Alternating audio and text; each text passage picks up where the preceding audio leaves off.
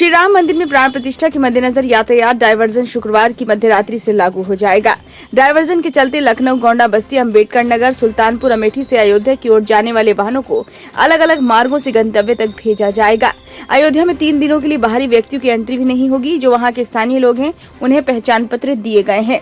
रामलला के प्राण प्रतिष्ठा कार्यक्रम के बाद लखनऊ से अयोध्या के बीच रोजाना 80 बसों का संचालन किया जाएगा। इससे तकरीबन 40,000 श्रद्धालुओं को राहत मिलेगी। बस अड्डों से हर मिनट के अंतराल पर यात्रियों को बसें उपलब्ध होंगी। हाल ही में रोडवेज प्रशासन ने केसरबाग से अयोध्या के बीच ऐसी जनरल बसों का संचालन शुरू किया है। वहीं 22 जनवरी को प्राण प्रतिष्ठा के बाद श्रद्धालुओं के लिए रोडवेज लखनऊ से अयोध्या के बीच 80 बसें संचालित करेगा। आलमबाग, चारबाग, केसरबाग और अवध बस स्टेशन से अयोध्या के लिए सीधी बसों की साधारण सेवाएं चलेंगी। रोडवेज के क्षेत्रीय प्रबंधक R.K. त्रिपाठी ने बताया कि इससे लखनऊ से अयोध्या के बीच साधारण बसों की संख्या 2 गुनी हो जाएगी। इन बसों की समय सारणी बस अड्डों पर लगे LED स्क्रीन पर दिखेगी। इस बाबत तैयारियां पूरी हो गई हैं। सभी बस अड्डों पर श्रद्धालुओं के लिए हेल्प डेस्क भी बनाई गई हैं। इनमें श्रद्धालु बसों के आवागमन की जानकारी ले सकते हैं। परेशानी होने पर यात्री टोल फ्री नंबर 1800-180-2877 पर संपर्क कर सकते हैं।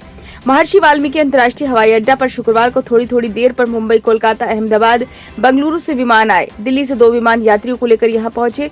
मौसम की खराबी के चलते विमानों के आने जाने में देरी हुई। लगभग 1:30 बजे तक कोई भी विमान यहां नहीं उतरा। श्री राम मंदिर में प्राण प्रतिष्ठा की तिथि करीब आने के साथ ही एयरपोर्ट पर सुरक्षा सख्त की जा रही है। शुक्रवार को प्रयागराज हाईवे से एयरपोर्ट तक के 1.5 किलोमीटर की दूरी में दोनों ओर थोड़ी दूर पर पुलिस के जवानों की तैनाती कर दी गई। पुलिस के अफसरों की आवाजाही भी रही। एयरपोर्ट के गेट पर सुरक्षा सख्त कर दी गई। बड़ी संख्या में पुलिस के जवान तैनात कर दिए गए। बगैर पास किसी को भी अंदर जाने की अनुमति नहीं थी। रामलला की प्राण प्रतिष्ठा के बाद अयोध्या में श्रद्धालुओं की संख्या में वृद्धि की उम्मीद को देखते हुए रेलवे प्रशासन आस्था ट्रेनों को चलाने की तैयारी कर रहा है। गोमती नगर व चारबाग से अयोध्या के लिए आस्था मेमू ट्रेनें चलाई जाएंगी। उम्मीद जताई जा रही है कि ये ट्रेनें 25 से शुरू हो सकती हैं। बहरहाल अफसर ट्रेन के नोटिफिकेशन जारी होने का इंतजार कर रहे हैं।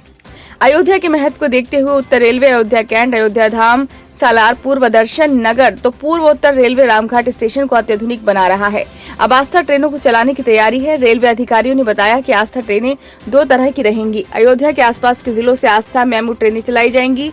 मसलन लखनऊ, प्रयागराज, वाराणसी आदि जगहों से आस्था मेमू ट्रेनें चलाई जाएंगी। इसके लिए 10 ट्रेनें मिलेंगी।